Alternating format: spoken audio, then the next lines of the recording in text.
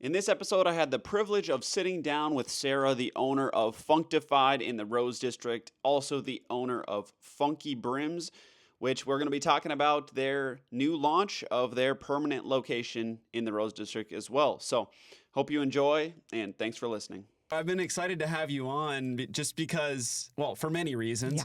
So, Sarah with Funkified, also, you and your husband own Funky Brims, which is also coming to the Rose District as a permanent location, Yes. aside from the location you had in Funkified. So Right. we'll get into all of that. Right. But Funkified just being a place that every time we have family in town, my wife's like, you got to come here. And you got to look around. You got to see this place. And it's just so unique and full of color and a whole lot of fun. And before, I won't ramble too long, but I also got to hear you talk even further about like the history of your business at 1 Million Cups, which was really cool. Yeah. And to learn about Funky Brims and learn about Funkified and just all of the businesses that over the years that you guys have done. Yeah. So yeah, I don't really know where you go with all of that, Yeah. but thank you for coming on. Yeah, no problem. No problem. Not a problem at all. No. Yeah, it's been great, actually. We've had a lot of fun with it. It was an interesting thing, I think, to get to Funkified. Took a lot of therapy and then also a lot of just work. And, didn't know if it was going to work or not, but it was going to be fun. Yeah. So it was worth a shot. So we've been really excited. We love it. The community seems to like it a lot, and that was great. It would stink if they didn't like it, right? Yeah. But I had 101 ideas. I'm not afraid of failure, so I was just kind of like, meh, if it doesn't work, I'll find something else. Yeah. No, I love that. Yeah, I mean, and that's kind of how I operate too, which is so I'm always excited to get someone like that in the room to have a conversation because you never know where it's going to go. There could be, sometimes it's taming all of the ideas Right. is the hard part. That is the hard part, and I don't do that well. Well, let's just talk about the origins of Funkified, but then Okay. kind of like maybe even a little bit more into like personally what has sort of curated your love for all of this color and fun and sort of disco and. Yeah, well, I've bought, sold, and built companies my whole life. So this is all I've ever done is business. And so it's not a step outside of the realm to say, hey, I want to do a store. I had not done a retail store before, but to me, business is kind of the same. You just change what you're doing it with, really. So like once I got the concepts down, I can kind of just, maneuver around into whatever I want to do. And it's fun. There's a lot of freedom in that. There's a lot of risk in that. The risk I live for. So it's fine. The problem is my husband is the exact same. So we both like risk a lot all the time. And we're both like, hey, here's an idea. Throw it all in, But we both also can bet on ourselves and there'll be another idea right behind it. If it doesn't work, we'll figure out something. So with Funkified, I had built a lot of companies where they had grown to where I had investors. I had partners, which I likely will never do again in my life. But I had them. And so it takes control away and you don't have the say-so so much when you're answering to so many people. And I kind of got tired of that. Honestly, after a while, I was like, okay, this is not fun. This is not what I wanted to do. I'm being told what to do so I'm an entrepreneur that has people telling me what to do, which is not what entrepreneurship is about. We usually all become this so we can be our own boss and do our own thing. And I didn't like to answer to people all the time. Mostly because, let's say I made a mistake on something, in their mind, it's devastating. But in my mind, I'm just like, I'll throw that one out and I'll try something else, and I just keep going. And so I'm not afraid to fail. I'm not scared if something doesn't work. But some people really are. And you don't want those people as partners or investors because then they're just terrified every time you goof something up or whatever. And so I kind of just got to a point where I was like, I'm done. Like, I can't keep doing this anymore. I just want to crawl in my little hole and stay there. And I don't want to do it again. I'm just tired. But then at the same time, I was also, I turned 40. So you could say I hit my midlife crisis. And I was deep into therapy and I was doing the actual work. So I was really processing a lot of stuff, a lot of childhood stuff, a lot of stuff growing up, and also how I ended up having these companies where I started them and grew them and then ended up with partners and investors somehow and giving up the control. And so rather than doing any type of, construct where I was still in control of the company, I was constantly like, oh, okay, And a lot of that is being a woman, honestly, and just my upbringing and how I was. And so, if I partnered with other men, I just took a back seat. Naturally, they weren't asking me to. That was just me, like just going, okay, you win, and I'll back up. And it just put me in a place where it didn't feel right. It didn't feel good. And I wasn't using my talents and my abilities as best I could. I was also making assumptions of other people that I didn't really know. It's that natural weird thing that you have that you just do. And so I did it. And then I finally, in talking to my therapist, actually was a lot. It was deep. It was not like a little bit. So I had several sessions a week for a long time, still there. So 6 years later, I'm still in. But figuring out through that process, I started painting. I started like just seeing things differently. And my therapist was like, you're healing in color, like in full color. And that's really where all the colors started coming from, because my house was gray and white and brown like everybody else's. And I just started painting, and then I started painting furniture. And then I was like, we need to paint the walls. We have to paint everything. Everything has to have paint. And then I got it.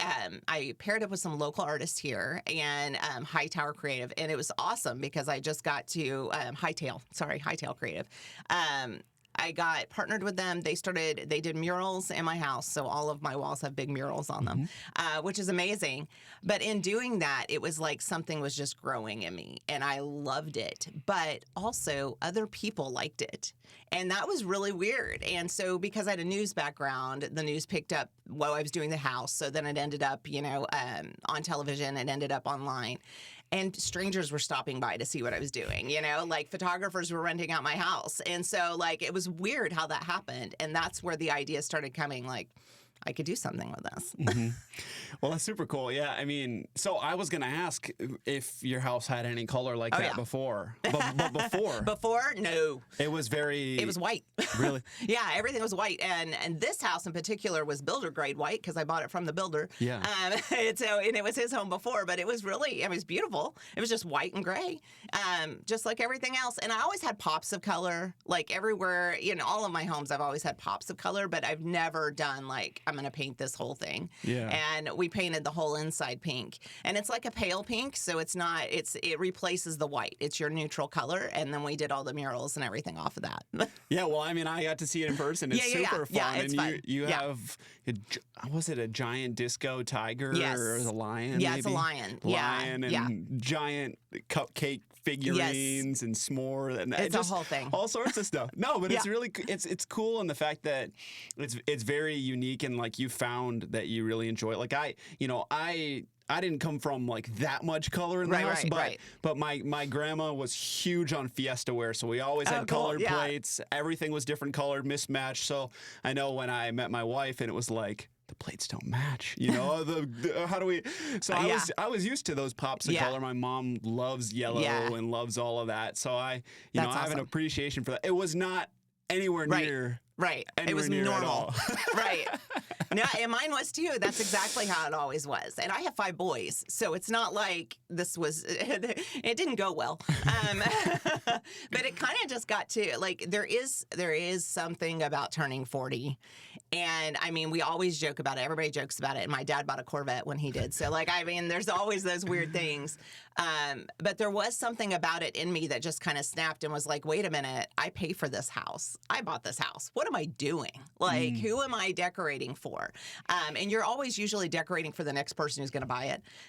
And so I kind of got to where, well, what's the worst thing I'm going to do here? I'm going to paint. So all I've got to do is repaint. Like, that's not the end of the world. And then my husband loves it. So that's the other thing. Like, he loves it. He's actually the one who decided all the paint colors for the kitchen, which is like teal and hot pink. So, like, he loves all of it too. So it would be weird if he didn't. I would say that. But he loves it, and he loves more so how happy I think it made me. So he's just like here for it.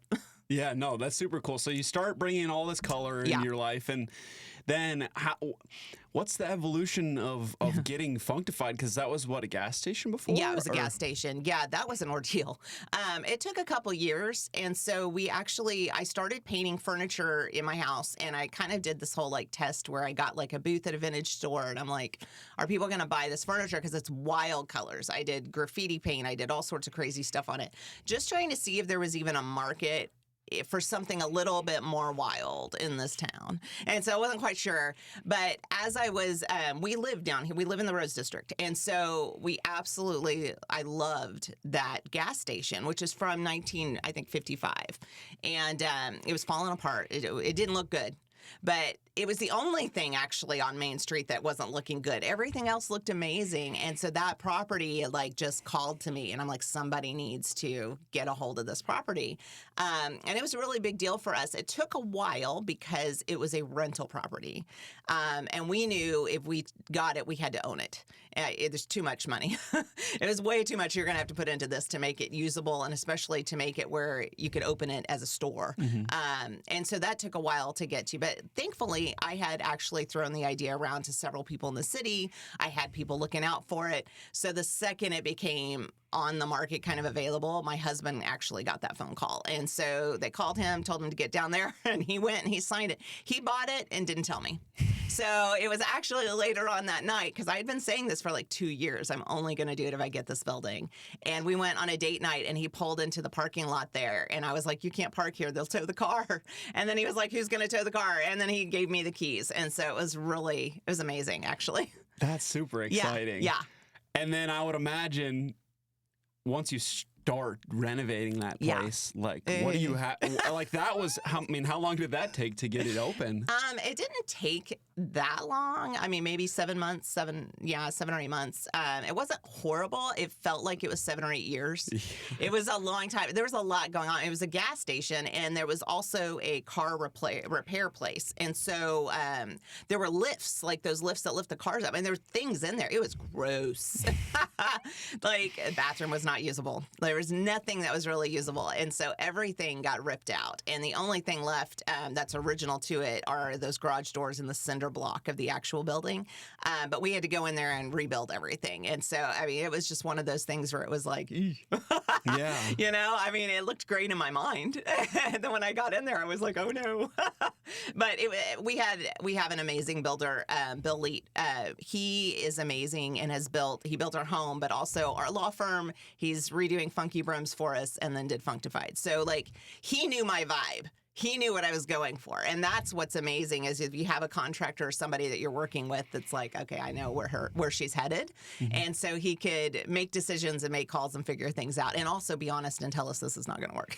Yeah. But it did. It worked. Yeah, well, I mean, and it's a really great location. Yes. It's unreal. I mean, honestly, it's kind of prime real estate in the Rose District, I think. Yeah. Like, as things evolve and expand and reach further both directions, I feel like it's so central that, like, a lot of times you're parking, you got to walk past, or you have to almost drive past it if you're coming in. So you can't miss it. Great resale value. Yeah. You can't miss it. Yeah. Yeah, and that was my goal. I mean, was just because I knew I was going to go weird. And so I was like, it has to be seen. It needed walking traffic. It was going to be much more difficult to get people to it if I didn't put it in a place like the Rose District. My husband and I travel a lot. We love small towns. So we've gone to Franklin, we've gone to Grapevine, all these little towns, throughout the country, but then also overseas. And we're shoppers. And so we love to walk them and shop and do all of those things. And so that's why we live down here. So that was one of the coolest things, and I really wanted to contribute to that. But I also needed it to be very central, so you could walk to it, you could see it, and you could be like, I want to know what's in there. And it's not a dispensary. Yeah. Right. Yeah. Well, I mean, I know the Rose District so my wife and I moved from Minneapolis. Right. And the Rose District was one of those places that was kind of like, we were staying in somewhat shady part of Tulsa in a cheap Airbnb, and then I think my wife actually found some realtor. I wish I remembered her name, but she's got a decent YouTube following, and she was like talking about best places to live, and Broken Arrow was one of those, for a family and whatever. And she's like, you got to see the Rose District. So we came down, walked the Rose District. I think we ate at District Burger. Yeah. I think we maybe popped into a couple stores, and my wife loved it. You know, Yes. and that was, I mean, it wasn't the main reason we moved here, Right. but man, it was a huge draw. Yeah. You know, to be a place that we can go to. We can take family when they're in town. You know, Right. it's a Hallmark movie kind of it is. downtown. Yes, and the city's done an amazing job with the Rose District. I'm from here, so I've lived here my whole life.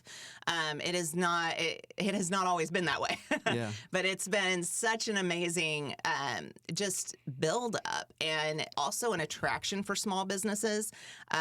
But it's so beautiful, and it's safe. Broken Arrow is an amazing city anyway. It is safe here. It is a great place for a family. But the Rose District in particular is almost like a town within a town. A totally different vibe, and obviously safe and all of those things, but just so much fun to walk around, even if you're doing nothing but getting ice cream. Like just walking around.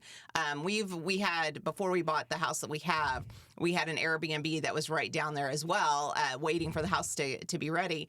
And my kids, we have 5 boys, so they're going out for ice cream. They're walking up and down the street. Like, it was such a different, it takes you out of the big city.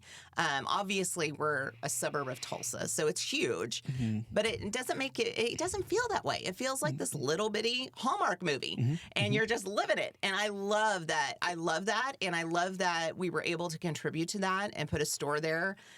It's one of those things where in my mind, I was always like, they should put this kind of a store there. They should do this. And then it's like, who's they? I'm they. I'm going to do that. Yeah. You know? And then the same thing with Funky Brims with my husband's store. I mean, we love it so much that we're just like, let's do another one, you know? And it's funny because every single time there's something's for rent or sale down there, I'm always like, what could I put there? Yeah. What could happen? I have ideas. That's awesome. Who knows exactly? You know, I have ideas too. right. I know, right. The money stops at some point, but the ideas keep going. I know. You know, I'm early in my entrepreneurial journey here, so it's kind of like, you know, pace myself, you know, get stuff established. And, but, you know, I mean, I think with what I'm doing with Best in BA, you know, a lot of my heart, you know, was having conversations with some people in the Rose District. And, you know, there's a lot of amazing things. And then there's a lot of things where we're like, this could be better. You know, this could, you know, and whether that's just more events or, you know, I love the events that's either the city puts on or who, you know, we went the chamber. We went to a car show. It just happened to be when my in-laws were in town. We're like, it's so cool. They shut down the whole street. Yeah. You can walk it. And then I would imagine, are those days for you, the event days? They're huge. I was going to say, that's got to be incredible. We are fully staffed on those days, yes. And this year with the car show, I mean, it's so cool because we're finally, like, we're getting traction. We can talk to whoever's putting on whatever now. And so they're actually going to bring it all the way down to our store because a lot of the events stop right before it. Because our like where our store is, there's not that many shops past us. So it's more like the spas and things like that. So now we're trying to get the events on all the way to include our store. So we're going to be able to do that this year.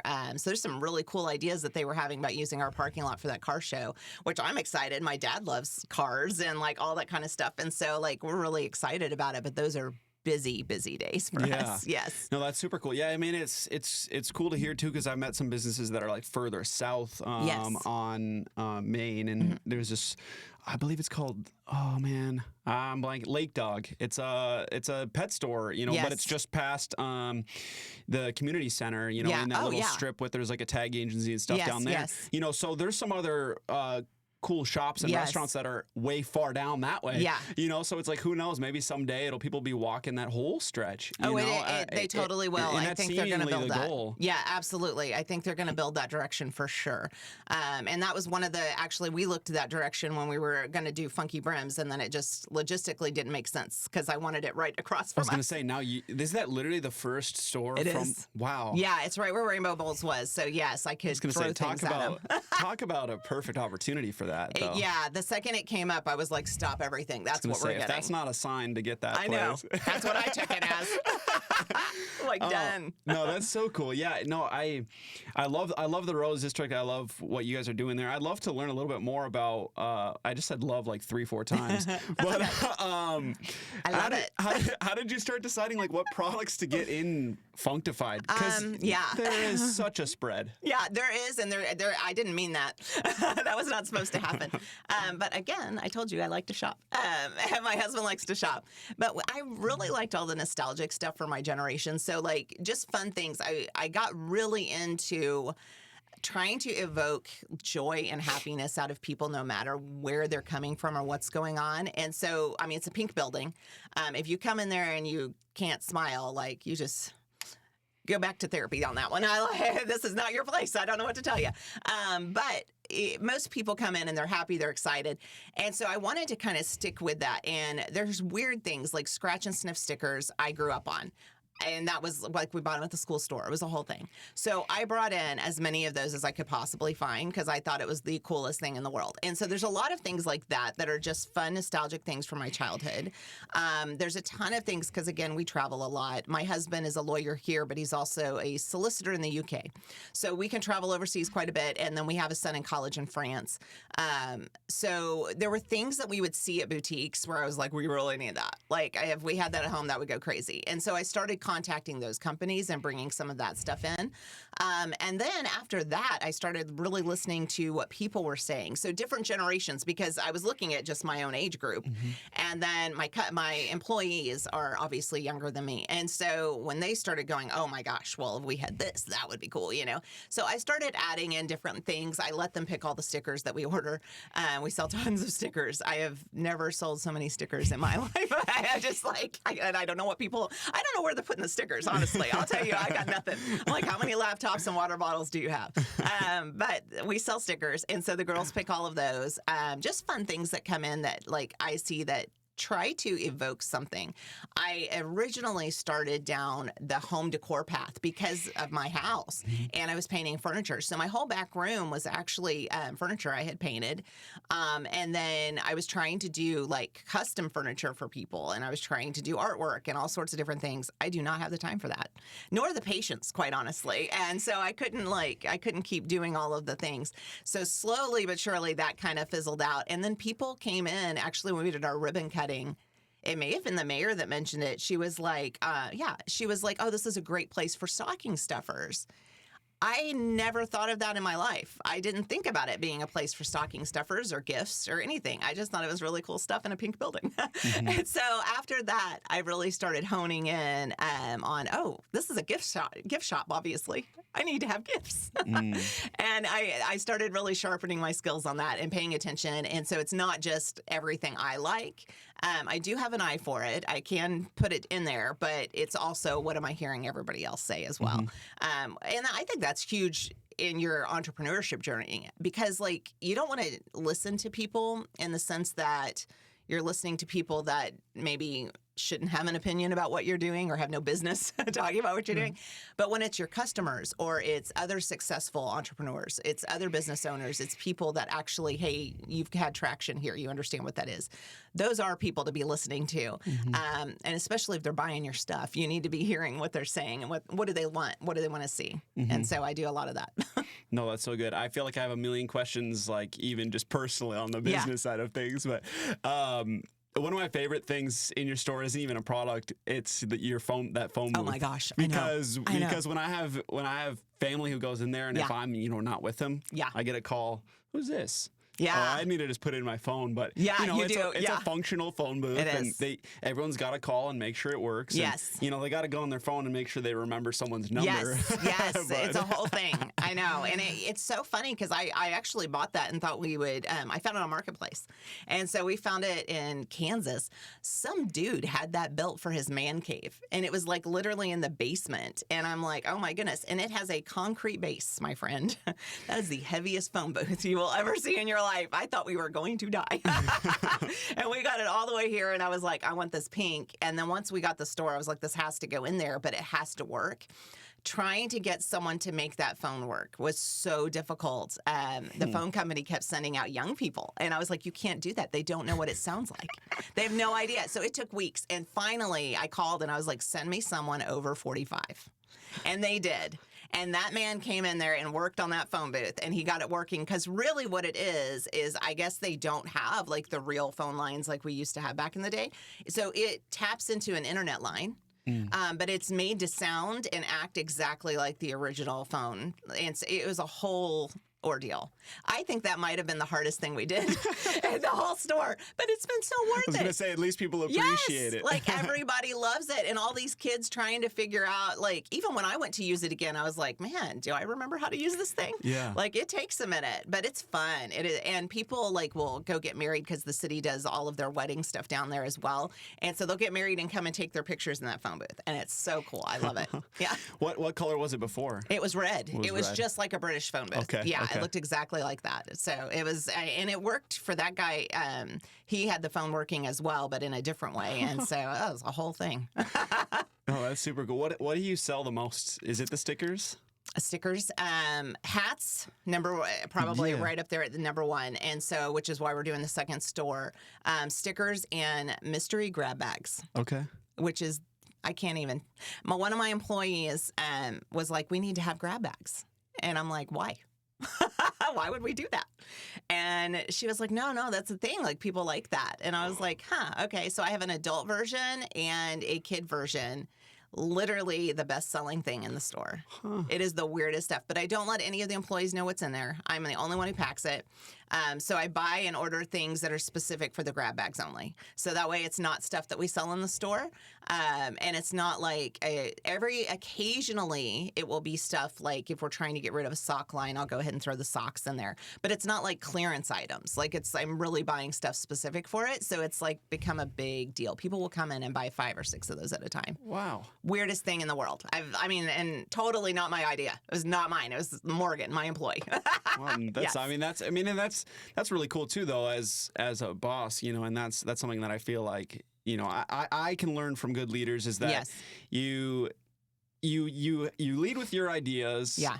But you hear people's opinions and voices and stuff, because if it was just our ideas, it's going to fall flat, Yeah. But, Right. Like if you weren't willing to listen to, the customers and the employees and, I think all too often you hear stories of that where a business owner has their vision. Yes. And then they run it into the ground because it's only their vision. 110%. And I think I'm from the generation that is like on that like line where we were raised like you listen to your boss, you follow the leader, you do exactly what they're telling you to do. But we're kind of on that bridged gap where now you have the generation right under me of entrepreneurs. They have the internet. They're able to self-start a business. They're able to Google their way through a business and figure out how to create something or whatever. We did not have that. So it's like I'm sitting on that weird Gen X gap and I have a foot in each one. And so I definitely worked in places where every idea I had was horrible to them. And they just were awful, and because I think when you're an entrepreneur or a business owner, when you have that weird talent or gift or whatever bizarreness about yourself, when you get regular jobs, you tend to look at them as they're your own company and what could I do better? How could we fix this? So every job I ever had, I was like, let me fix it, and I can get how that would be offensive. I see that on this side. But in my mind at the time, I was like, let's make it better. Let's get more people in here. Let's get it bigger, And I think I stepped on a lot of toes doing that. And a lot of people that were just like, no. It's the way we've always done it. Let's just keep it here. And very few of those are still in business today. I will say that. But I learned just in how bad I felt because like I had ideas and I wanted to share them and I was excited. And I just always told myself if I ever get employees, I am never going to discourage, even if the idea is bad. I'm not going to discourage you. Like I'll hear that and maybe I'll go a different direction. But I'm going to listen to your idea and I want to encourage you to create more ideas. And hopefully out of, 100 bad ones, you're going to get a good one. I mean, that's the way it is. Not all my ideas are good. So like, I just am not afraid of that. And I think the younger generation right under me is so much better at that than we are.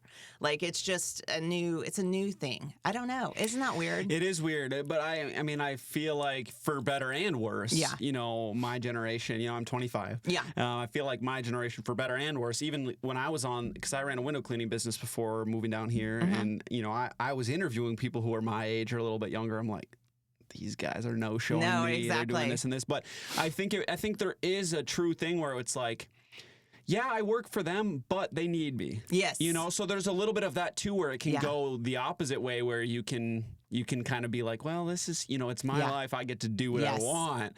You know, so you Yes. have both aspects, but there also is that, you know, we grew up, you know, in the digital age. You know, I Yes. think I was in 6th grade when I got an iPod Touch, you know, Yeah, so yeah, that yeah. was where we were not quite as, we weren't elementary with phones. Right. But, you know, we watched influencers, you know, Right. over these last few years, like people launching businesses overnight and Right. doing this, and this. And then, you know, that also, for better and worse, you are presented with, hey, I can go out and do whatever anyone else does. Right, right. That's amazing. I think Yeah. more and more young people are, maybe, I don't know if it's more. I think more. I think Yeah. more young people are going out and saying, hey, I can think so. start something on my own, or I Yeah. can do this. And because, like you said, the resources and tools are there. Yeah. You know, now with a combination of YouTube University and Yes. AI, you know, you can teach yourself and learn. Yeah. But, you know, you still also, what I've found to be the hardest is I can have all of this at a knowledge level, but to actually go out there to meet business owners like Right. yourself and to have these conversations and actually meet people and kind of put that work in, Yeah. I think can also get missed. So it's just interesting hearing the kind of gaps and differences Yeah, it's in weird the generations. Yeah. And also, I mean, you can't learn work ethic. You either have that or you don't, you know? And so there's that side of it too, where it's like you can have all the tools, but if you don't, you know, put in the work, it's not going to matter.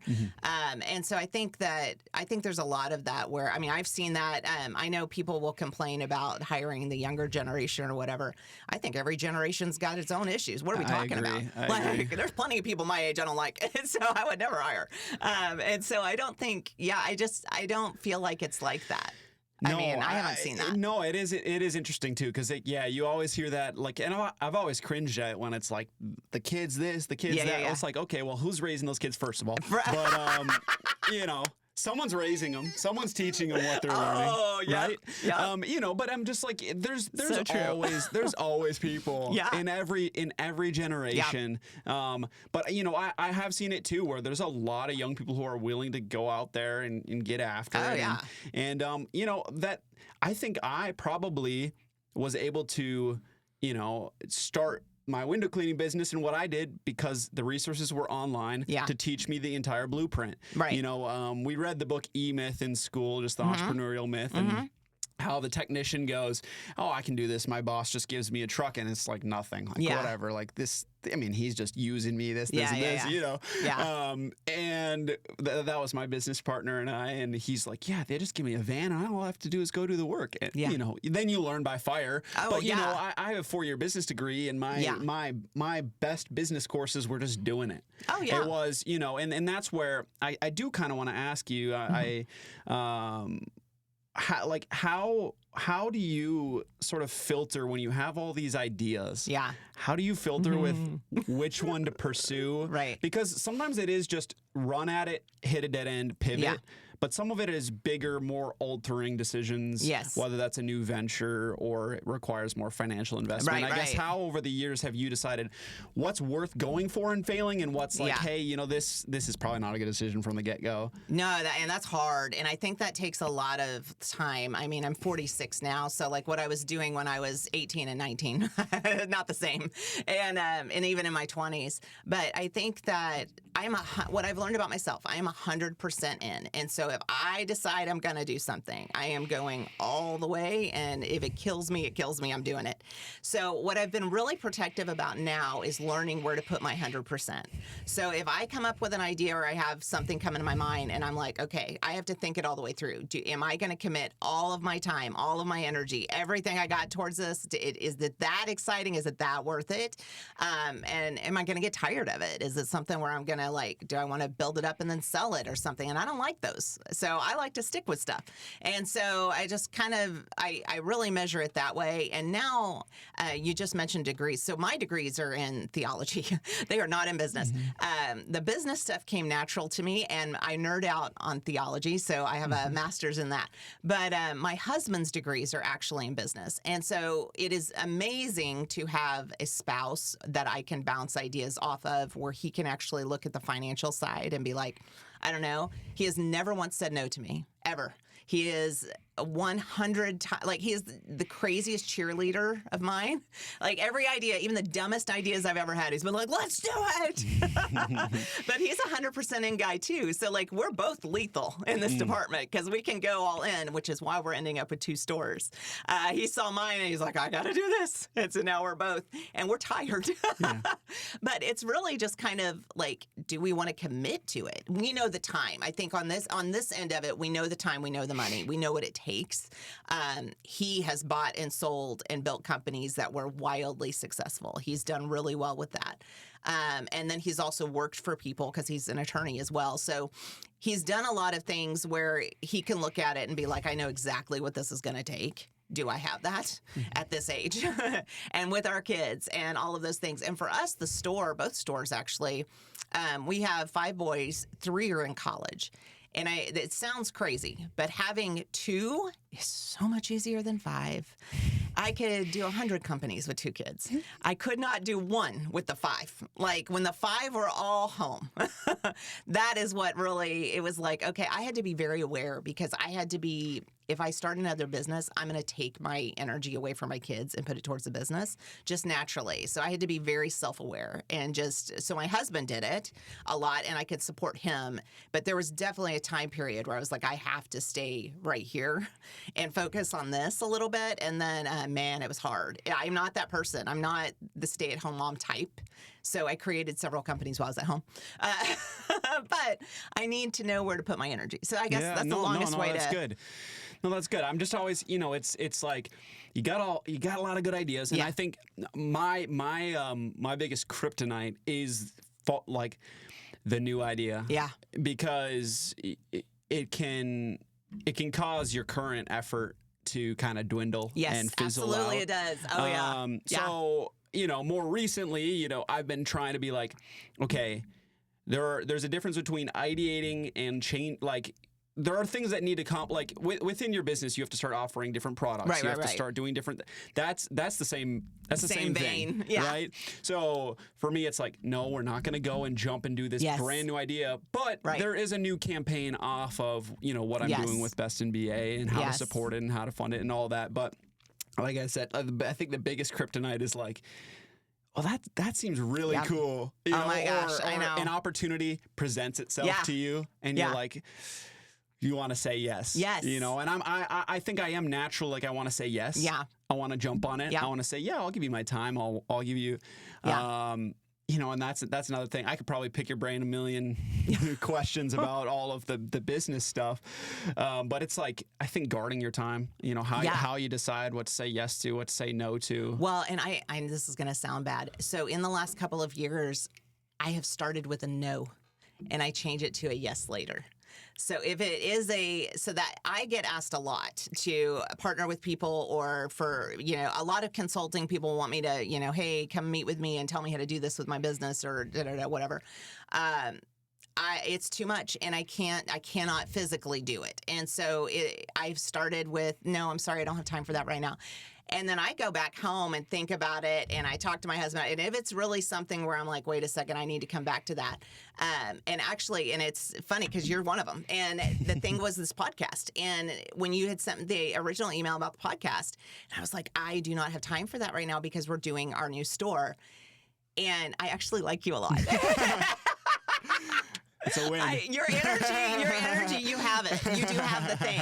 And I recognize the thing. And so, like, it's so funny because people come up with stuff all the time. Yeah. But you actually have that in you. And so it's like, I kept telling my husband about it. I was like, I got to do this podcast thing. I was like, I can't. And he was like, why don't you just go sign up? And I was like, I'm just going to sign up. Yeah, I want to do it. And so I did it like a month after you had actually asked because I was like, no, it's a no. Like, everything's a no right up front. And then I was like, no, I got to do this. Like, but it's funny because you have to, there is something about another entrepreneur, and there's something about someone who's working hard, who's obviously trying to create something, who is not even from here. Yeah. Which is huge. You're already on the uphill battle. And so there's all that going on, but you can recognize that, especially in someone young.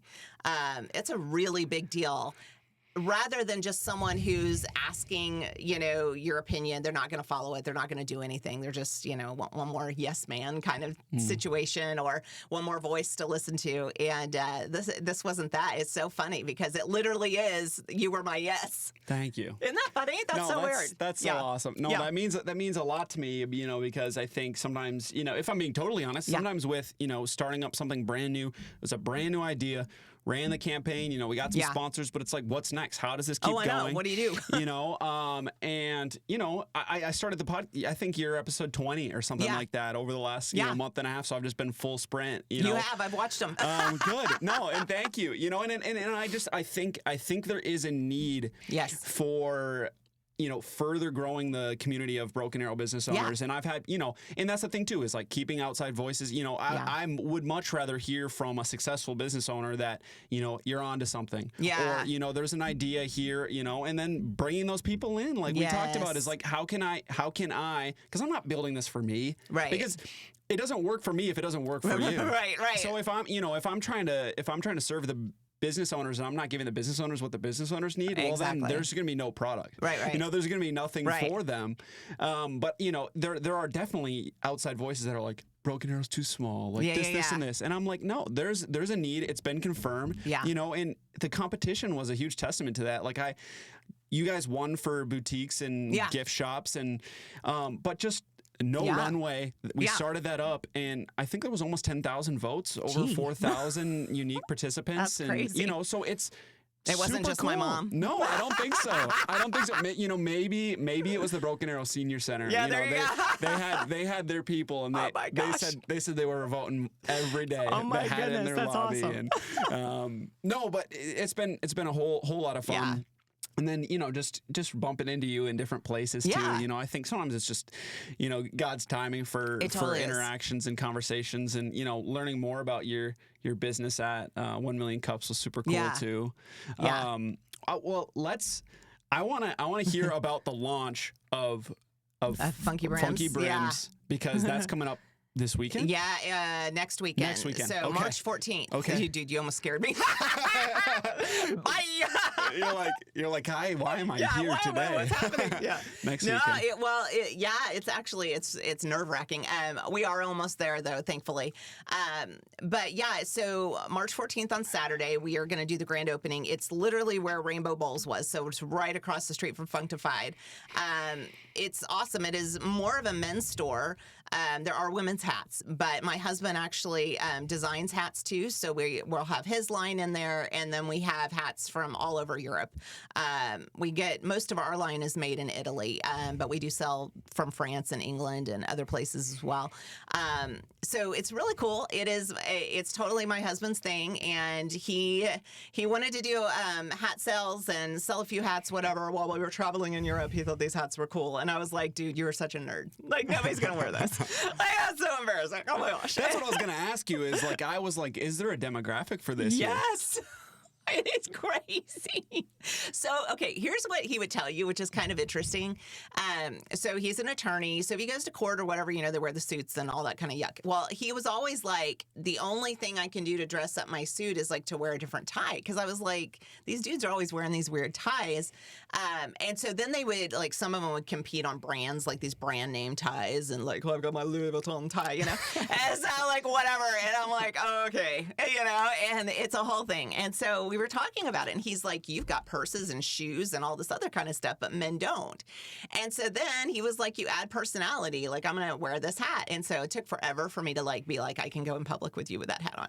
And so we did it. And then he was like, I think other people would buy it. And he started online, and he has a cult following. Like, it is not small at all. It's crazy. We ship worldwide every day. So we have a warehouse that's staffed with full-time people. So it's a whole deal. But he started with like a little table in my store, because I was like, you can have that little table in the corner. And he was like, he wanted the back room. And I said, no, my store's going in the back room. Like, you're not, who's going to buy a hat, you know? And then it was like literally the second week, I was like, you need to take the whole back room. And so by the end of the first month, the hats were the #1 seller in our store physically here, which is wild. The store is not small and it has 1,000 things in it. So I'm just like, how is this happening? Why is this happening to me, Lord? Like, this is supposed to be my idea. It was a whole thing. And it's amazing. Like, it's his midlife crisis, but we're really not in crisis. And so he absolutely loves it. It is like a hobby that, because if you're an entrepreneur, no hobby is a hobby. It's always a business. And so it kind of became that, but like, he's never been this happy. I've never seen him so happy in my life. And it's a whole thing. All these men wear them. We do lives on Facebook every Thursday night, sell hats through that. I can't even tell you how much stuff we've done with these hats. And so on Saturday, when we do the grand opening, I think we have about 30 of the guys online that are flying in for the grand opening just for that. And so it's like, okay, so we're going to do a whole thing with them on Friday night. And then we have planned the entire day on Saturday. So Saturday, we also then partnered up with Water's Edge and Potbellies, Ben Bowie, who owns that. And we're going to do a block party. So we're going to shut down Broadway and then do like live stage and vendors and food trucks. I think we have 9 food trucks right now, and then vendors all the way down the back alley. So Brian from Water's Edge always wanted to do a back alley party. And so we were like, this is awesome. So it's a combination party and then our grand opening all at the same time. So it's going to be big and it's scaring me. No. Well, we'll try to pump that event out for sure. Be awesome. That would be super cool. I mean, that's what I love and that's something that, you know, in the future I want to get more into too is I love getting people together. I love organizing people, whether that's business owners, community members, you know, even we don't need to get too into the weeds with this, but you know, the best NBA competition, oftentimes when you run like a best of competition, there's like a gala at the end and it's very, you know, formal but for me, I'm like, this is community and businesses. I'm like, you know, I really want to have a big, we're going to announce the winners with the community as well. Yeah. It's going to also pour back into the businesses who are there. You know, I think there's a lot of opportunity for that. And there's never too much. No. You know, and you're never going to say no to having more events, as stressful as it is. Yeah, no, it totally is. I know. Like, I literally have no clue what I'm doing, but I'm going to do it. I'm not going to say no. And I mean, the cool thing about being in the Rose District and on Main Street, when these events, like I always tell business owners, I'm like, they're bringing the customers to us. All we got to do is open the door. Like, it's up to you to convert the sale, but like, we're here and they're bringing them to us. There is no better marketing than that. Like, I can't get that many people on any Facebook ad, any Instagram ad is never going to get that many people. So, I mean, some of these events have 30,000 people at them. Like, hello, come on to my store. Yeah. Yeah, well, I mean, I would imagine too, even having like the farmers market helps too, because you know that's all throughout the summer. Yeah, and that's actually on the other end, but we still get a lot of walking traffic. So we open an hour early when the farmers market is in session and going, just because people are walking around with their dogs and they're going to the market, they're getting flowers, whatever, and we let them bring the dogs and the flowers into the store. It's a lot of fun, and we'll do a lot of we have a coffee food truck thing that sets up, and we have fun with that stuff. And I think that's what you have to do when you're down there. I feel like when you're going to open a business on Main Street, there is a certain responsibility to it where, hey, like, this isn't like we're just in a regular strip center somewhere. Yeah, you have to be a culture fit there. You really do. I think, you know, I mean, and you know, I'm not saying anyone isn't, but it's like, if you don't like the events, well, that should be your. I mean, that should you be. You picked the wrong spot. That is a gift from God. That you are there because I mean, it's just like you said, it brings people to your store. Yes. I mean, like. You probably would never have a sale day that big if you didn't have events. No, like not that. at all. I don't think it'd be possible. I don't think so either. I mean, we'd have to create our own event somewhere. Right. And so, I totally agree. And I mean, there's downsides of it. Like, you can get a rough crowd if if there's too much alcohol at whatever event. Like, there's things like that. None of that has been like a deterrent for us. Like, even if something got broken or we've had, minor theft issues, any of that stuff, nothing like losing $20 is not that big of a deal in the grand scheme of things. And for ours, we have set up our businesses very different. We have a profit share. So our employees have a profit share. So our employees are also invested in our business. They want people in there. So I don't hire the kind of people that are like, I just want to sit here and not have any customers come in. So our whole staff is like very pro events, and I think you have to hire that way when you're down there as well. And I do think some people struggle with that. But you have to look for that, because sometimes people just want a job where they sit there and they just make whatever per hour. And that's not a Main Street shop. Like, that's not what we're there for. And so we want it to be, we know that a lot of people who are walking in are from out of town. They're staying down there. They've come for this, like the vibe of the whole place and all of that. So we want to encourage that, and I want to have employees that encourage that too, if that makes sense. No, that's so good. Yeah. Well, I'm excited to see kind of like the future of the Rose District too. Yeah. And just like with the, they're expanding the farmers market area, I'm right? so excited for that. Yes. The mock-ups look it's really amazing. cool. Yes. And even maybe was it like a big mural on that green? I think so, on the big green thing. Yeah. And then I think some of that's coming up in like the voting, maybe probably next on the month or bond something thing. like that. Yeah. But no, I'm like, that's so cool. Yeah, no, they're doing amazing and it's things. already amazing. Yeah, right. And I think my wife and I bought in Broken Arrow now. We were renting for a while, and we actually bought, and we loved it. Yeah. And we're like, now's the time to get in. Yes, it is. I agree with that totally. Because I look at it. I look at the house too. I'm like, well, this is going to go up in value. Yes. Yes. The area is just going to be booming. Yes, it really is. It already is. It already is. Yeah. I mean, when we bought our house, it was like that. You couldn't get a house. They had not listed it. This was our builder, and so we were going to have them build a house, and then he was like, "What about mine?" I'm like, "I'll take it." And so we are so grateful to live down there, but also to be able to work down there and invest in it. I don't know. We love the Rose District completely. Yeah. Like, it's just really cool. And I think the people down there, the business owners down there, we're not competitive. It is way more community based. So you're not dealing with competition or, I don't want this person to succeed or whatever. Everybody wants everybody to succeed. And I started a little private Facebook group that is just for the boutique owners that are down there. They're all women owned. And so just for us to talk, because I'm like, hey, let's if this goes well at my store, I want you to know about it. Or if this doesn't, I want you to know about it. So we're all we're not ordering and buying and selling the same things, because that's dumb when you go to the same store over and over again. So I'll put stuff out there. Like, if I see stuff in another boutique downtown, I'll ask them, do you want to sell it? If you want to sell it, you take it. I'll stop. Like, I would much rather you do it, and only one of us do it, and we're still unique.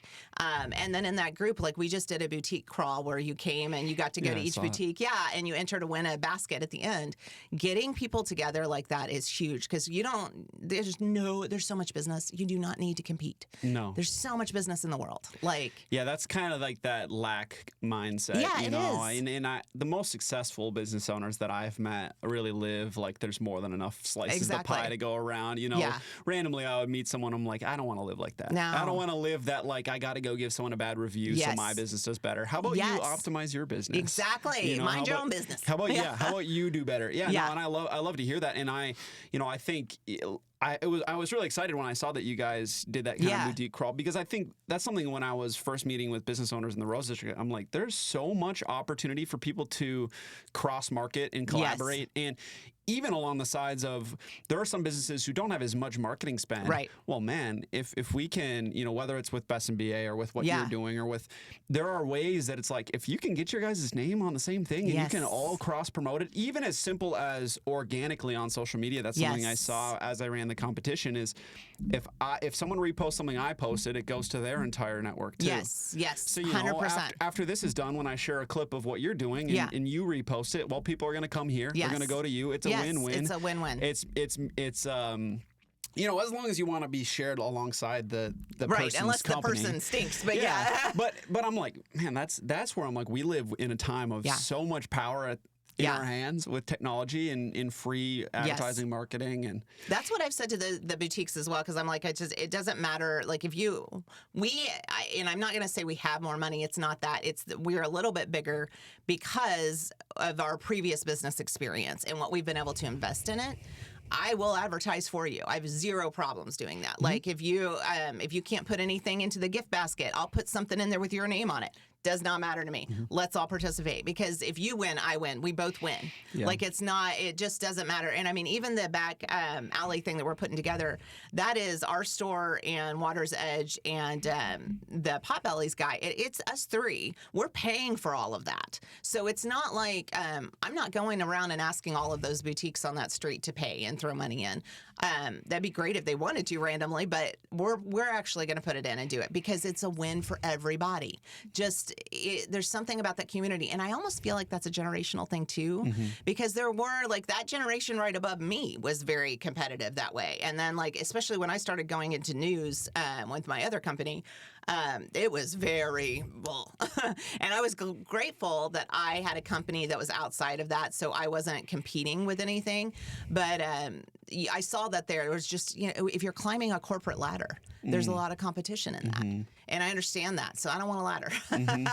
No thanks. I mean, and that's exactly where I'm like, there is so much opportunity with this. And it's like, I'm not competing with the Chamber of Commerce. I'm not competing with BA Buzz. I'm not I'm doing my own thing. I'm doing it different. Like there's room for that. There's room for it. And there are so many businesses, and there will be continue to be more businesses. I think there's over 150,000 people in Broken Arrow. I mean, who knows how many businesses, thousands of businesses. Right. So it's like, there are people who need it. And different on different levels yes. and in different places. Yep. Yeah, every single one of those things you mentioned go in different. I think they're place. all needed, you know, and the chamber needs to keep doing their events, and the city needs to keep doing their events, and I need to start doing some events. Exactly. And, and it's all common goal. Right. I think as long as business owners are like, hey, we're all trying to make more money. Right. We're all trying to support our community better. Like, Yeah. and if we can't get behind that, I don't know. Right. I don't know. Don't know what else to do. Yeah. No. I feel like I feel like this whole city is that way. Yeah, I feel like there's just a lot of community here. I've felt that since I've been here too. Yeah. Just even with the early adoption of what I'm doing and just people believing in it. That's what makes it a great place to live. Yes. It just has that community vibe. You just have to plug into it. Yes. Well, I thank you for coming on and making the time. Thank you for your yes. Yeah. Even though it was maybe a no for a little while, but thank you. I changed my mind. Yeah. Thank you for coming on and having a conversation. Of course. Anytime.